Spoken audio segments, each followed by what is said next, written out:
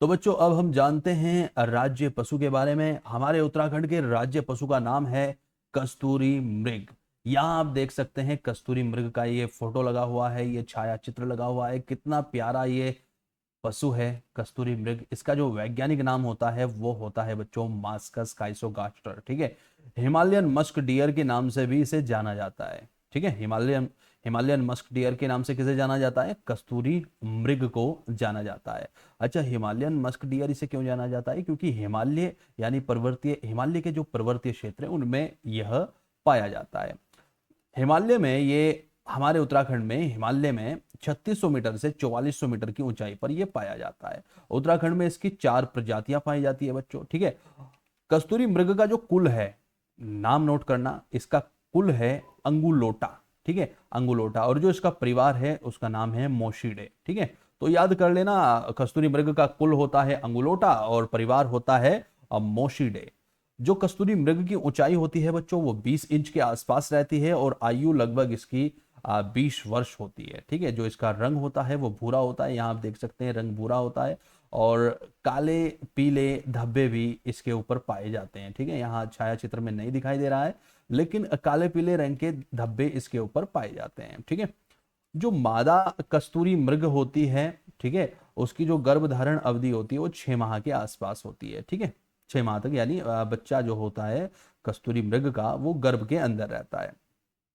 कस्तूरी मृग का जो मुख्य भोजन होता है वह केदार पाती होती है। क्या होती है? केदार पाती होती है। ठीक है, ओके। कस्तूरी केवल जो है ना, ये जो कस्तूरी मृग होता है इसके अंदर कस्तूरी पाई जाती है और जो कस्तूरी नामक पदार्थ होता है ये केवल नर मर्ग के अंदर पाया जाता है, मादा के अंदर ये नहीं पाया जाता। और ये जो कस्तूरी नामक जो पदार्थ होता है इसे 3 वर्ष के अंतराल पर निकाला जाता है। और जो इसकी मात्रा होती है एक बार में कितना निकलता है? 30 से 45 ग्राम तक निकलता है बस। ठीक है, 3 वर्ष में 30 से 45 ग्राम ये बनता है और इसे जो है ना शल्य चिकित्सा के द्वारा निकाला जाता है, यानी ऑपरेशन वगैरह करके इसे निकाला जाता है। ठीक है, अच्छा जी, ये जो कस्तूरी होती है ना, कस्तूरी नामक जो पदार्थ होता है इसका जो रासायनिक नाम होता है वो होता है मिथाइल ट्राइक्लोरोपेंटाडेकेनॉल।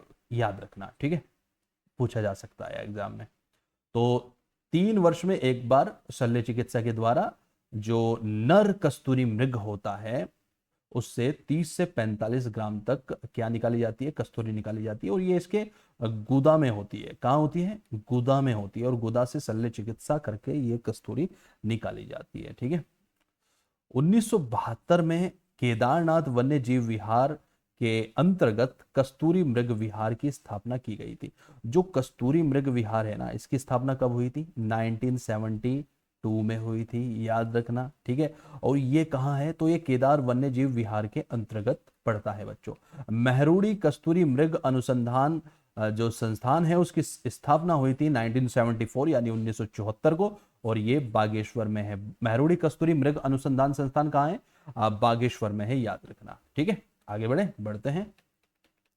कस्तूरी मृग प्रजनन एवं संरक्षण केंद्र की जो स्थापना हुई थी वो 1982 में हुई थी और ये कहाँ होती है? ये कांचुला खर्क नामक स्थान पर होती है। और ये प्रश्न यूके ट्रिपल ने लगभग लगभग बच्चों 20 से ज्यादा बार पूछा हुआ है अब तक, जब से यूके ट्रिपल आयोग की स्थापना हुई थी है और जब से ये परीक्षा कराने लगा है तब से लेकर अब तक 20 से ज्यादा बार ये प्रश्न आ चुका है। कस्तूरी मृग प्रजनन एवं संरक्षण केंद्र की स्थापना 1982 में होती है, कांचुला खर्क में होती है। कांचुला खर्क हमारे प्यारे चमोली जनपद में है। ठीक है, सर्वाधिक मात्रा में कस्तूरी मृग कहाँ पाए जाते हैं? तो अस्कोट वन्य जीव अभ्यारण्य पिथौरागढ़ में पाए जाते हैं। ठीक है, सर्वाधिक मात्रा में जो कस्तूरी मृग पाए जाते हैं वो कहाँ पाए जाते हैं? तो अस्कोट वन्य जीव अभ्यारण्य जो कि पिथौरागढ़ में है यहाँ पाए जाते हैं। और अस्कोट वन्य जीव अभ्यारण्य की जो स्थापना हुई थी वो 1986 को हुई थी। ठीक है, आगे बढ़ते हैं।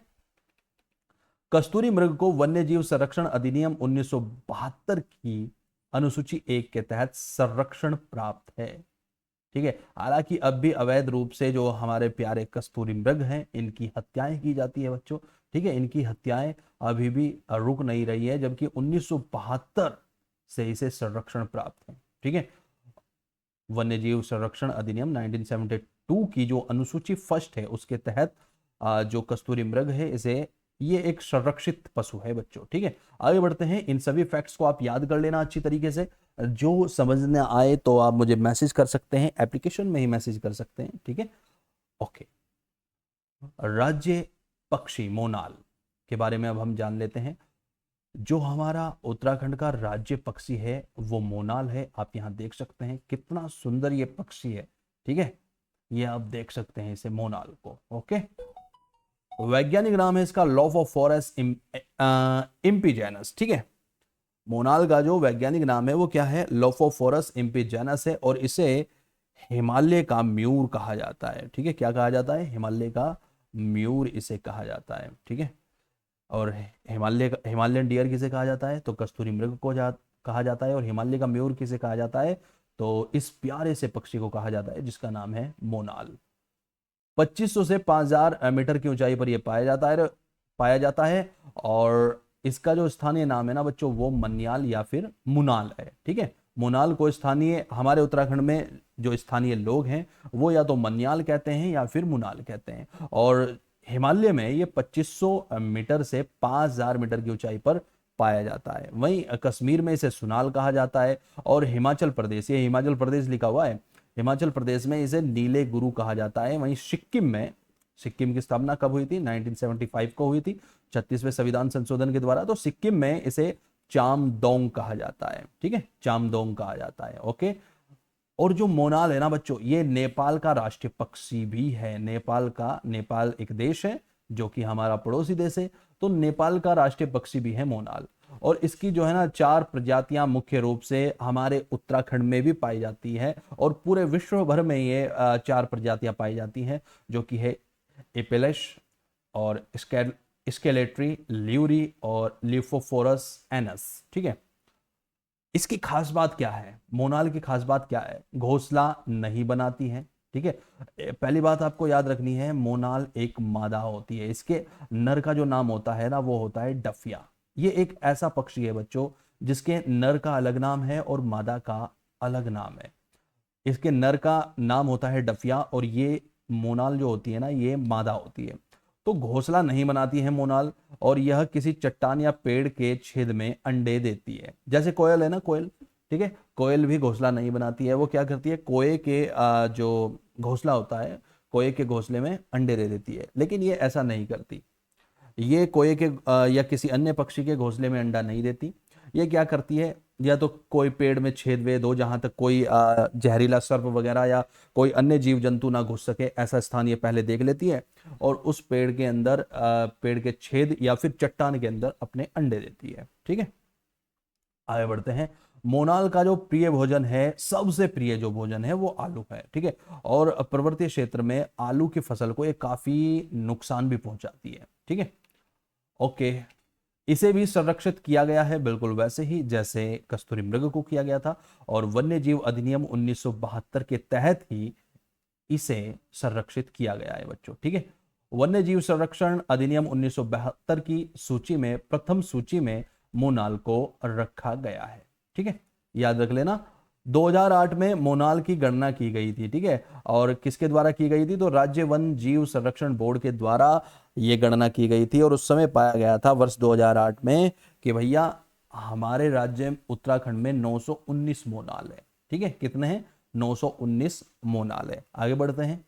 अब हम देख लेते हैं राज के फल, और हमारा जो राज के फल है बच्चों वह है काफल। क्या है? काफल। ये आप देख सकते हो, ये काफल है। ठीक है, ये जो लगे हुए हैं रेड, ये पका हुआ काफल है। ठीक है, ये थोड़े कच्चे काफल हैं। तो ये काफल है, और काफल का जो वैज्ञानिक नाम होता है वो होता है मैरी एक्स यूलेंटा। ठीक है, एक्स यूलेंटा। ठीक है, ओके, याद कर लेना इसे। तो राज के फल काफल है, वैज्ञानिक नाम है इसका मैरी एक्स्यूलेंटा। ठीक है, राज के खेल क्या है? हमारा फुटबॉल है, और ये जो खेल है बच्चों वो 2011 में घोषित किया गया था। ठीक है, 2011 में क्या घोषित किया गया था कि भाई हमारा राज के जो खेल होगा वो फुटबॉल होगा। ठीक है, फुटबॉल हमारा क्या है? राज के खेल है। ओके, हमारी जो राज की तितली है वो है कॉमन पिकॉक। ठीक है, हालांकि कॉमन पिकॉक का अब एक नया संशोधित नाम आ चुका है जिसका नाम है वोली वेंडेड पिकॉक। तो अब से आप याद रखना कि हमारी जो राज की तितली है उसका नाम क्या है? तो वोली वेंडेड पिकॉक है। और राज के तितली का जो दर्जा मिला था वो 7 नवंबर 2016 को मिला था कॉमन पिकॉक को। उसके बाद इसका नाम संशोधित कर दिया गया, परिवर्तित कर दिया गया और अब इसका नाम है वूली वेंडेड पिकॉक। ठीक है, वैज्ञानिक नाम इसका क्या है? पेपिलियो वाइनर। ठीक है, कॉमन पिकॉक या फिर वूली वेंडेड पिकॉक का वैज्ञानिक नाम क्या है बच्चों?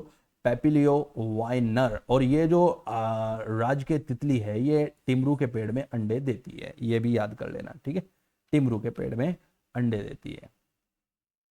ठीक है, आगे बढ़ते हैं। 2011 में देहरादून के लच्छीवाला में बटरफ्लाई पार्क खोला गया था, ये भी आप याद कर लेना। ये मैंने फैक्ट इसलिए लिख दिया क्योंकि तितली से संबंधित हम पढ़ रहे थे। तो देहरादून के लच्छीवाला में बटरफ्लाई पार्क भी खोला गया है, 2016 में खोला गया था। ठीक है, आगे बढ़ते हैं। राजकीय जो लोक कला है हमारे उत्तराखंड में वो है बच्चों ऐपण। और ऐपण जो है ना ये पारंपरिक अनुष्ठानिक कला होती है। ठीक है, कुमाऊं की महिलाओं द्वारा ये बनाई जाती है, ये आप देख सकते हैं। ठीक है, जो बैकग्राउंड है इसका, जो हमारी पारंपरिक अनुष्ठानिक कला है जिसका नाम है ऐपण, और इसे ही राजकीय लोक कला का दर्जा प्राप्त है। इसका जो बैकग्राउंड होता है वो लाल कलर का होता है। ठीक है, पहले लाल कलर लगाया जाता है दीवार वगैरह पर और फिर उसके ऊपर, ठीक है, चावल के बने घोल से, अब चावल व्हाइट कलर का होता है ना, तो चावल के बने घोल से ये डिजाइन बनाया जाता है, ये आकृतियां बनाई जाती है। और ये जो आप देख रहे हो ना ये है ऐपण। ठीक है, और ये विशेषकर, हालांकि गढ़वाल में भी ये परंपरा है लेकिन विशेषकर कुमाऊं की महिलाओं द्वारा ऐपण बनाई जाती है। ठीक है, सुंदर है ना, देख रहे हो आप। चलिए आगे बढ़ते हैं। लाल रंग की सतह, ये मैंने बता दिया, लाल बैकग्राउंड। हमारा जो राज्य के पर्व है बच्चों वह है हरेला। ठीक है, हरेला का अर्थ होता है हरियाली और ये उत्तराखंड का पारंपरिक त्योहार है। ठीक है, उत्तराखंड का पारंपरिक त्योहार क्या है? हरेला है। और ये जो हरेला है ना, ये जो हमारा पारंपरिक त्योहार है ये कृषि और प्रकृति से जुड़ा हुआ है, श्रावण मास में मनाया जाता है। ठीक है, अभी जब मैं लेक्चर रिकॉर्ड कर रहा हूँ ना तो जून चल रहा है, जून 2026। तो अभी श्रावण मास आने वाला है तो फिर से हम हरेला हमें देखने को मिलेगा हमारे प्यारे उत्तराखंड में। कुमाऊं में विशेष रूप से यह त्योहार मनाया जाता है। तो याद रखिएगा जो राज्य के पर्व है उसका नाम क्या है? हरेला है। और हरेला का अर्थ होता है हरियाली बच्चों। ठीक है, आगे बढ़े। राज्य के वाद्य यंत्र देख लेते हैं। राज्य के वाद्य यंत्र है ढोल। ठीक है, ढोल। और राज्य के वाद्य यंत्र ढोल है, ये दर्जा ढोल को कब मिला था? तो 2015 में मिला था। ठीक है, किन के द्वारा घोषित किया गया था राज्य के वाद्य यंत्र ढोल होगा? तो उस समय के जो हमारे मुख्यमंत्री थे हरीश रावत जी, इनके द्वारा घोषित किया गया था। ठीक है, और कौन सी कमेटी ने सिफारिश की थी हरीश रावत जी के सामने कि भाई हमारा राज्य के वाद्य यंत्र ढोल होना चाहिए? तो भंडारी कमेटी की सिफारिश पर ढोल को अपनाया गया था राज्य के वाद्य यंत्र के रूप में बच्चों। ठीक है, ओके, आगे बढ़ते हैं। राज्य के नृत्य देख लेते हैं। राज्य के नृत्य है बच्चों पांडव नृत्य। और पांडव नृत्य जो विशेष प्रसिद्ध है वो केदार घाटी क्षेत्र में प्रसिद्ध है। और एक हमारे यहाँ मेघा मेला लगता है, तो मेघा मेला में विशेष रूप से पांडव नृत्य किया जाता है। ठीक है, ये आप देख सकते हैं, ये पांडव नृत्य कर रहे हैं कुछ लोग, हमारे उत्तराखंड से संबंधित लोग पांडव नृत्य कर रहे हैं। तो केवल आपको यहाँ से ये याद करना है कि राज्य के नृत्य हमारा क्या है? तो पांडव नृत्य है जो कि केदार घाटी में विशेष रूप से प्रसिद्ध है। और मेघा जो मेला होता है ना इसमें ये नृत्य किया जाता है। ठीक है, आगे बढ़ते हैं। राज्य की जो मिठाई है वो है बाल मिठाई। ठीक है, ये आप देख सकते हैं, इस प्रकार की कुछ हमारी बाल मिठाई दिखती है। और अल्मोड़ा जनपद में विशेष रूप से ये प्रसिद्ध है। ठीक है, अल्मोड़ा को तो बाल मिठाई का घर भी कहा जाता है। ठीक है, आगे बढ़ते हैं। राज्य के गीत देख लेते हैं। राज्य के गीत है उत्तराखंड देवभूमि मातृभूमि शत वंदन अभिनंदन। ठीक है, और राज्य के गीत जो ये हमारा है उत्तराखंड देवभूमि मातृभूमि शत वंदन अभिनंदन, इसको अपनाया गया था 6 फरवरी 2016 को।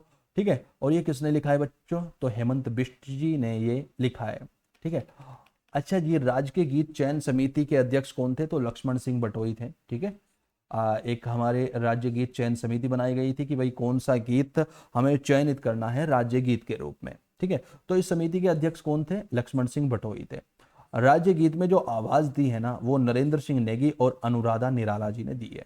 ठीक है, तो ये याद कर लीजिएगा आप। हमारा राज्य के गीत क्या है? उत्तराखंड देवभूमि पितृभूमि शत शत वंदन अभिनंदन, ये हमारा राज्य के गीत है बच्चों। ठीक है, देखिए उत्तराखंड राज्य के प्रतीक चिन्ह हमने पढ़ लिए, लेकिन एक इनसे संबंधित पुस्तक भी है उत्तराखंड राज्य के प्रतीक चिन्ह पुस्तक। ठीक है, ये पूरी की पूरी एक पुस्तक है और इसके लेखक कौन है?